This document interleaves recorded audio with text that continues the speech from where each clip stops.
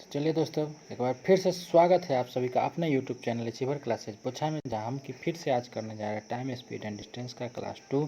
जहां पे हम देखने जा रहे हैं उससे आगे का कंसेप्ट। जबकि पिछले वीडियो में हम इसका बेसिक कंसेप्ट के बारे में हम लोग चर्चा कर चुके थे। ठीक है, तो यह आपका आज पार्ट 2 होगा, यानी कि यह दूसरा वीडियो है आपका टाइम स्पीड एंड डिस्टेंस का। ठीक है,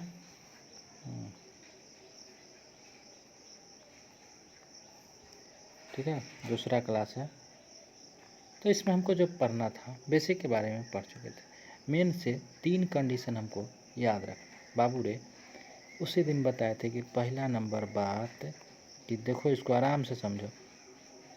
दूरी बराबर क्या होता है? तो चाल गुने समय। दूरी बराबर होता है चाल गुने समय, होता है कि नहीं? यहाँ से अब हम बात करते हैं दूरी निकालने का, कि दूरी सेम रखे। कंडीशन यही था पहला में कि डी सेम अगर हो, यानी कि दूरी नहीं बदले, चाल अलग अलग बदल जाए और समय भी बदल जाए। ठीक है, डी सेम का केस नंबर 1 था।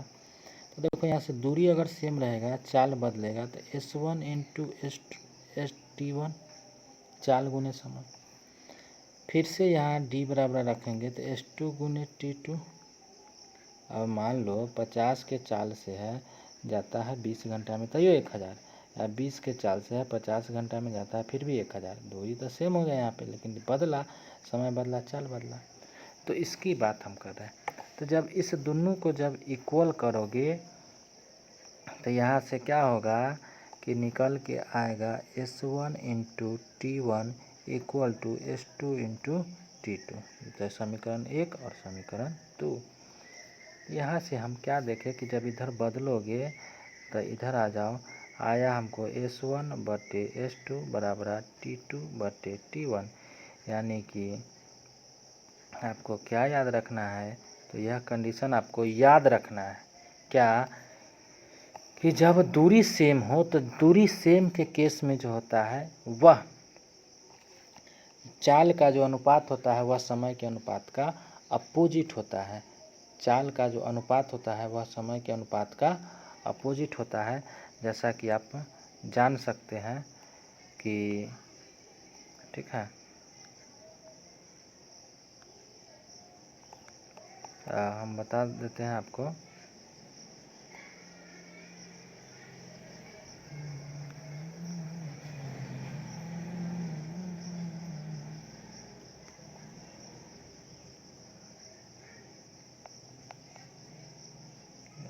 इरेजर बड़ा हो ही नहीं रहा है, पता नहीं क्या है।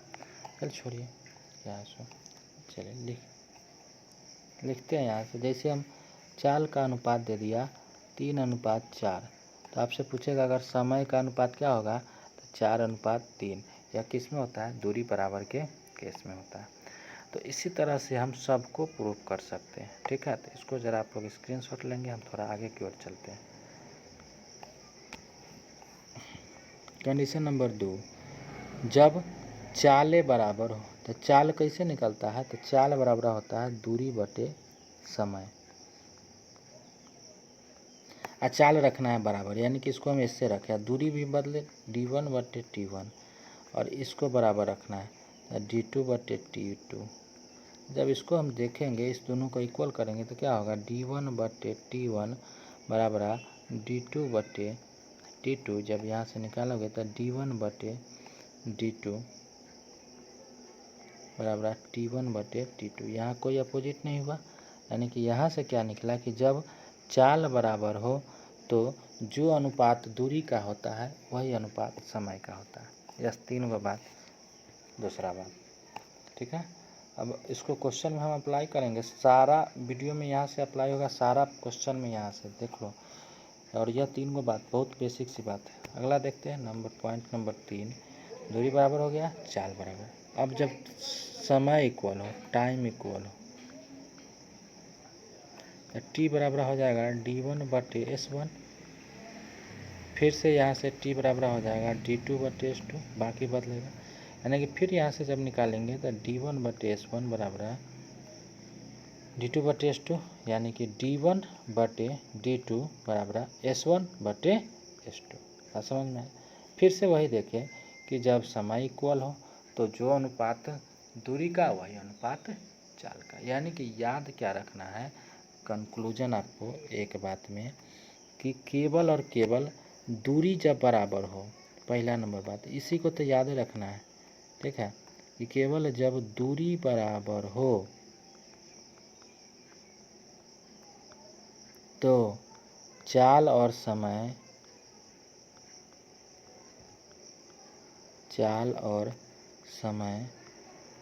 एक दूसरे के व्युत्क्रमानुपाती होते हैं, एक दूसरे के व्युत्क्रमानुपाती यानी कि अपोजिट होता है, व्युत्क्रमानुपाती होता है।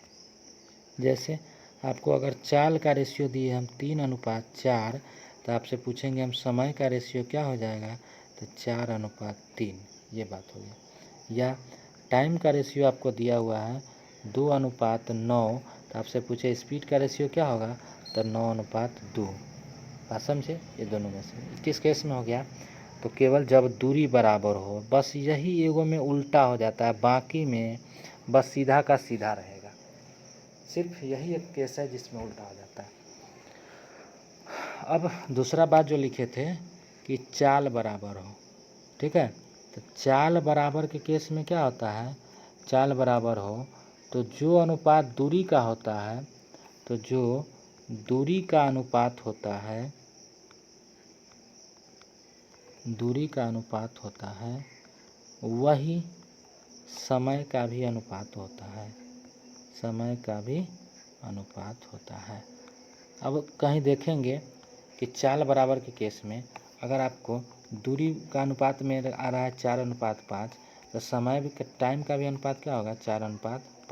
या टाइम का रेशियो आ रहा है 3:2 तो दूरी का भी रेशियो क्या होगा, 3:2। इस रेशियो के आधार पर आगे हम क्वेश्चन बनाएंगे।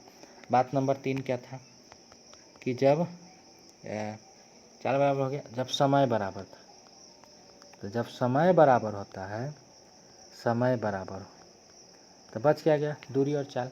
तो जो अनुपात दूरी का होता है, जो अनुपात दूरी का होता है वही चाल का होता है, ठीक है, समय बराबर केस में। जैसे अब समय बराबर केस वाला आएगा कि उतने ही समय में तो इस बात को याद क्या रखना है कि जैसे आपको दूरी का अनुपात है आपको 2:3, वहाँ से आपको चाल निकालना पड़ेगा स्पीड, फिर भी वह क्या रहेगा, 2:3 ही रहेगा समय बराबर के केस में। या स्पीड का रेशियो है 5:4, आपको डिस्टेंस निकालना पड़े, फिर भी वह 5:4 का ही रेशियो। यानी कि केवल बात क्या याद रखना था, वही एक बात, पहला कंडीशन कि जब डी अगर सेम हो, डी अगर सेम हो, ठीक है, तो क्या होता है, S1/S2 बराबर होता है T2/T1। यहाँ देखिए दूसरा पहले लिखा है, इधर लिखे, यानी कि यहाँ दो उलट दिए हैं, तो ये था पहला नंबर केस। दूसरा नंबर में किए कि जब S = सेम यानी कि स्पीड सेम है, तो जो बच गया था क्या, तो दूरी का जो अनुपात होता है D1/D2 बराबर होता है T1/T2, यानी कि जो इधर 3/4 तो इधर 3/4। लेकिन इसमें क्या होता, अगर इधर 2/3 होता तो इधर हो जाता 3/2, लेकिन इधर अगर 3/4 है तो इधर भी रहेगा 3/4, इसमें सेम होता है। और तीसरा नंबर बात कि जब टी सेम हो, टी अगर सेम हो तो फिर से टी सेम, तो जो अनुपात स्पीड का होगा वही अनुपात दूरी का होगा, इसमें कोई चेंज नहीं करना है। यानी कि इधर अगर 3/4 का रेशियो है तो इधर भी 3/4 ही का रेशियो आएगा। उलटता है तो केवल किस में, यह पहला कंडीशन में जहाँ दूरी बराबर हो, तो चाल का उल्टा समय होता है। इस बात को हम बार बार इतना टाइम इसलिए लिए हैं कि इस पर क्वेश्चन बहुत सारा बनता है, हमको समझाना था इसलिए लिए हैं, नहीं कि हम टाइम खा रहे हैं, ही कर रहे हैं। अब हम चलते हैं क्वेश्चन की ओर धीरे धीरे, ठीक है, चलिए क्वेश्चन की ओर चलते हैं, कुछ क्वेश्चन भी देख लेते हैं जल्दी जल्दी। चलिए ये क्वेश्चन है आपके सामने, क्वेश्चन है 36 किलोमीटर प्रति घंटा को मीटर प्रति मिनट में बदलना है। 36 किलोमीटर प्रति घंटा है बाबू रे, 36 किलोमीटर प्रति घंटा है, यानी कि 36 किलोमीटर के मीटर में बदलना है तो 36,000 मीटर होगा कि नहीं। 1 घंटा में जाता है यानी कि 60 मिनट में जाता है। इसमें किसी को कोई कष्ट। तो आपसे पूछता है मीटर प्रति मिनट, यानी कि 1 मिनट में कितना, तो भाग दे लेंगे 36,000 में 60 से 10 से 600, यानी कि 600 मीटर प्रति मिनट। इस क्वेश्चन का आंसर हो गया। किसी को कोई डाउट नहीं होना चाहिए। यहाँ से कहा कि 36 किलोमीटर प्रति घंटा, इसका मतलब 1 घंटा में 36 किलोमीटर जाता है। आपको निकालना है मीटर प्रति मिनट में। तो 36 किलोमीटर को मीटर में बदलेंगे तो 36,000 होगा, चूँकि 1 किलोमीटर बराबर 1,000 मीटर, और 1 मिनट में 1 घंटा में 60 सेकेंड होता है, तो इसलिए जो है यहाँ पे है इसको हम बदल लिए। ठीक है, 60 मिनट होता है। तो कोई डाउट नहीं होना चाहिए। चलते हैं हम अगले क्वेश्चन की ओर। इसको स्क्रीनशॉट आप लोग लेंगे, चलेंगे अगले क्वेश्चन की ओर। ठीक है, अगला क्वेश्चन ये है आपके सामने। अगला क्वेश्चन चलिए कि ए और बी के चाल का अनुपात, स्पीड दिया हुआ है कि नहीं दिया हुआ है, ये दिया हुआ है। स्पीड का रेशियो 2:3 है।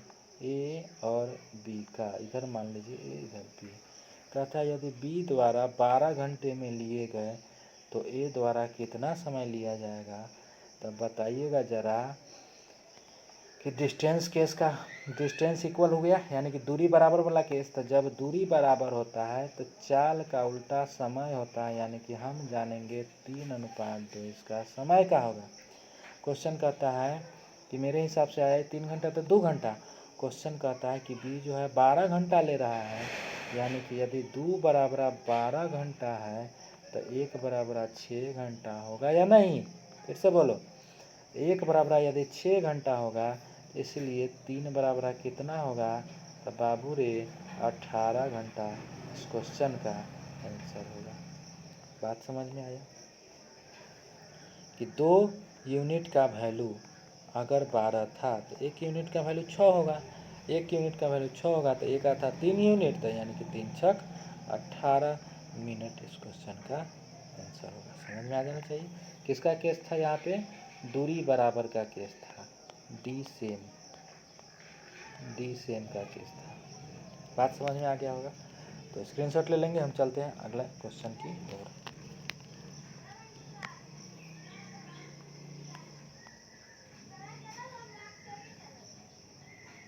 इसी को मॉडिफाइड रूप में लिखा हुआ है, बात वही है, इसको छोड़िए, यहाँ आइए। चलिए इस क्वेश्चन को देखिए, इस क्वेश्चन को देखिए। यहाँ से कहा जा रहा है आपको कि ए और बी सी, ए बी तथा सी की गति का अनुपात है 2:3:5। गति मतलब क्या होता है, स्पीड। स्पीड का रेशियो दिया हुआ है 2:3:5। तो आपको कहता है समान दूरी तय करने में चाल का अनुपात क्या होगा। तो बउआ रे अपोजिट होगा समय का अनुपात। अब इस 3 गो वाला में अपोजिट निकालने का तरीका सीखो। देखो यहाँ से क्या करते हैं कि यहाँ इसके सामने हमको निकालना है, तो इस दोनों को गुना करा करके यहाँ लिखो। 3×5=15। इसके सामने निकालना है तो इस दोनों को गुना करा करके यहाँ लिखिए, तो 5×2=10। अच्छा, इसके सामने निकालना है, इसके सामने तीसरा वाला है, तो तीसरा वाला है तो पहला वाला को गुना कराइए और दूसरा वाला को गुना कराइए। इसको लिखिए यहाँ, 3×6। इस सिंपल में निकल गया रेशियो 15:10:6। इस बात को आप लोग समझिए। ठीक है, ये हो गया, आराम से उलट गया। अब इसी को हम लिखते हैं ऐसे 1/2, 1/3, 1/5। लघुत्तम लेते 30 आता, और 30 से सब में हम गुना कराते, तो इसमें भी 30 से, इसमें भी 30 से, इसमें भी 30 से। तो देखो 30 से था रहता है यहाँ पे गुना, गुने 30, तो ये कट के 15 हो जाता। यहाँ पे गुने 30 रहता तो ये कट के 10 हो जाता। यहाँ पे गुने 30 रहता तो कट के 6 हो जाता। यानी कि 2 से 15 तो यही था 15:10:6। लेकिन इतना बटा में हमको नहीं करना है, एक अल्पाज में सीख जाना है कि बस जिसके सामने लिखना है उसको छोड़ के बाकी के गुना करा के लिख देना है, इतना ही नहीं। जैसे देखिए आप इसको तो लिख लिएगा। अगर मान लीजिए आपको दूरी बराबर का केस है और समय का अनुपात हमको दे दिए 1:2:3:4:5, आपसे हम पूछ दिए स्पीड का रेशियो क्या होगा। तो देखिए हमको जिसके सामने लिखना है यानी कि इस एक के सामने लिखना है तो एक को छोड़ के बाकी सब के गुना करा के लिख दो। तो 5 चौका 20 तिहाई 60 दूना 120, 5 चौका 20 तिहाई 60 दूना 120, यहाँ लिख देंगे 120 रेशियो। अब देखो 2 के सामने लिखना है तो 2 के छोड़ के बाकी सब के गुना करा दो। तो 5 चौका 20 तिहाई 60 है इकाई 60 हो गया। अब 3 के सामने लिखना है तो 3 के छोड़ के बाकी के गुना करा दो। तो 5 चौका 20 दूना 40 हो गया। 4 के सामने लिखना है तो 4 के छोड़ के बाकी सब के गुना करा दो। तो 5 चौका 20 दूना 4 के छोड़ के तो 5 तिहाई 15 दूना 30, उधर एक है। 5 के सामने है तो 5 को छोड़ दो और बाकी के गुना कराओ। तो 4 तिहाई 12, अब 12 दूना 24। अगर किसी से कटने वाला है तो इज्जत से काट देना है। तो जी 4 से तो नहीं कटेगा, 2 से कट सकता है 60, 2 से हो गया 30, और 2 से हो गया 20, और 2 से हो गया 15, और 2 से हो गया 12। इससे अधिक नहीं कटेगा। यानी कि यह रेशियो जो आया 60:30:20, यह आपका आंसर हो गया। किस चीज़ का अनुपात? तो टाइम का दिया अगर हुआ था तो स्पीड का रेशियो निकालिए। इस तरह से अपोजिट निकालते हैं, ये हम निकाल करके सिखाएं, मकसद था सिखाना। बात समझ में आ रही? ठीक है, चलते हम अगले क्वेश्चन की ओर। ठीक है, ये था जब डिस्टेंस इक्वल होता है तो दूरी और समय एक दूसरे के अपोजिट होता है।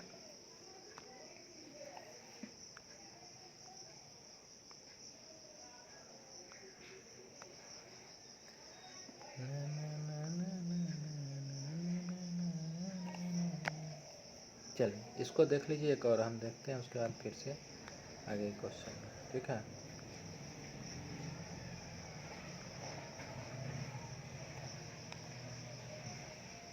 कहता है कि 12 मीटर प्रति सेकंड को मीटर प्रति मिनट में बदलना है। 12 मीटर प्रति सेकंड है, इसको मीटर प्रति मिनट में बदलना है। आप जानिएगा ज़रा कि 12 मीटर प्रति सेकंड है अगर, ठीक है, तो क्या करना है आपको, मीटर में बदलना तो है, ये है मिनट में पूछता है। यानी कि ये जो दिया हुआ है हमको 1 सेकेंड में कितना दूरी कहता है, 12 मीटर। कोई दिक्कत? 12 मीटर। तो आपसे पूछ रहा है मिनट में, यानी कि 1 मिनट में कितना देर होता है, 60 सेकेंड होता है कि नहीं होता है। तो 60 सेकेंड में पूछ रहा है तो कोई दिक्कत नहीं। तो 60 सेकेंड में कितना हो जाएगा, 60 सेकेंड में हो जाएगा 12 गुने 60, यानी कि 12 छक 72, 720 मीटर प्रति मिनट। कोई दिक्कत नहीं, बस हो गया। ये तो करना था, ज़्यादा कुछ तो है नहीं कि 1 सेकेंड में ही था, 1 सेकेंड में 12 मीटर। तो कहता 1 मिनट में कितना मीटर, तो 1 मिनट में जाना था तो 60 सेकेंड में निकाल दो, कोई दिक्कत नहीं होना चाहिए। तो जो 3 बात सिखाएं उस 3 बात को याद रखना है। ठीक है, अब हम धड़ाक धड़ाक इस पर हम क्वेश्चन करेंगे अगले वीडियो में। ठीक है, तब तक के लिए इतना ही, रहने दीजिए इसमें इतना ही। ठीक है, अगले वीडियो में हम देखेंगे उस 3 कंसेप्ट पर। इस 3 कंसेप्ट को याद रखिएगा।